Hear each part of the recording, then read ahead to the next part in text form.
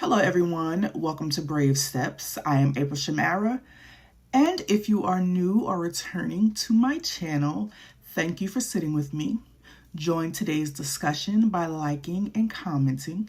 Your presence means so much to me.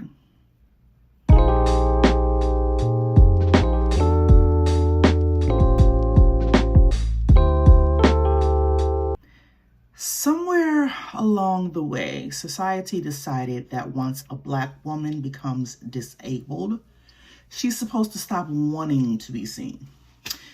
Beauty becomes optional, that style becomes unnecessary, that effort becomes too much. That comfort should replace expression, that frumpy is gratitude.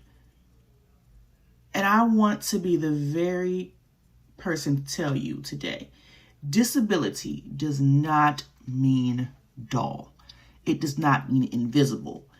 And it does not mean I owe someone humility in how I show up.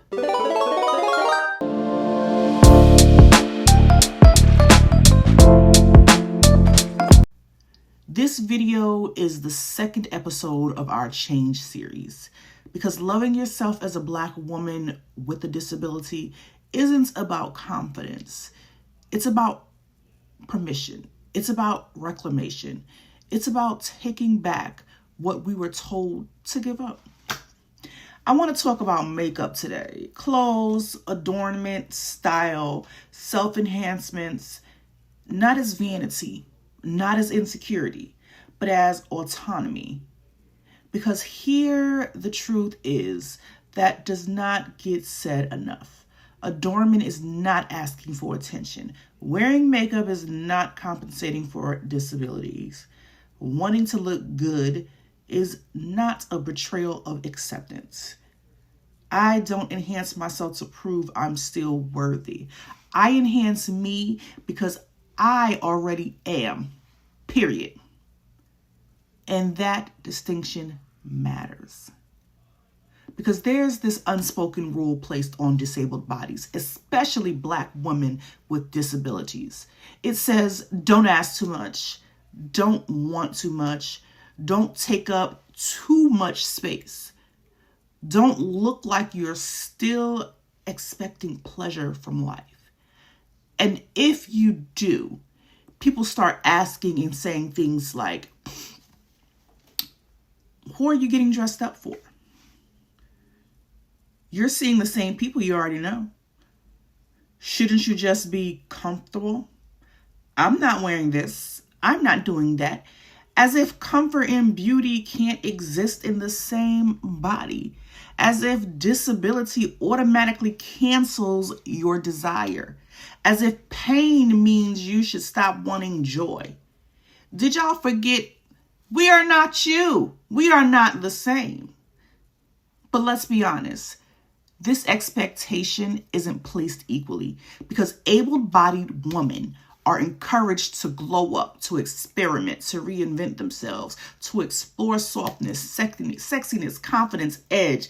But disabled women, we're expected to be neutral, low maintenance, grateful, as if our bodies are already asking for too much, as if style would be the audacity. And when you add being Black to that equation, the policing is extremely loud. Black women's bodies are already over scrutinized, already sexualized or dismissed. We're already told either we're doing too much or we're not doing enough. So when a Black woman becomes disabled, the message shifts to be quiet, be small, be humble. Don't shine too bright. Don't attract too much attention. Don't look like you still expect things from the world. But let me say this plainly. Frumpy is not humility. Plain is not respectability. And disappearing is not healing. Disability is not a moral test. It is not a lesson in self-denial. It is not an aesthetic aesthetic punishment. I want that to sit with you for one moment. Disability is not an aesthetic punishment. Beautiful. You don't owe anyone a dull version of yourself to make them more comfortable. We don't owe neutrality to be taken seriously. We don't owe silence just because our bodies are different. Self-love for me has meant unlearning these ideas, especially that I have to earn adornment, that I have to wait on acceptance, that I have to minimize myself to be respectable, that sitting in a corner is more than enough. What if healing includes pleasure? What if healing includes softness? What if healing includes liking what you see in the mirror? Not because it's perfect, but because it's yours. Makeup for me is not hiding. It's not choosing how I'm seen. Clothing is not about trends. It's language. It's communication. It's me saying I still belong to myself. And when I put on something I love, when I swipe on some lipstick or lip gloss, or choose a color that makes me feel alive, I'm not pretending my disability doesn't exist. I'm refusing to let it be the only thing people see. And that matters, because disabled bodies are often discussed, questioned, analyzed. Doctors decide, strangers comment. Algorithms frame the narrative. Adornment is one of the few places where you decide. You decide how your body is interpreted. You decide what story is told. You decide what parts of you are centered. It's not vanity. And I want to say this directly to any Black woman with a disability watching. You are allowed to want softness. You are allowed to want beauty. You are allowed to want to feel cute, fine, bold, sexual, sensual, playful, powerful, luscious, individually or all at once. You don't need to explain why. You don't need to justify your effort.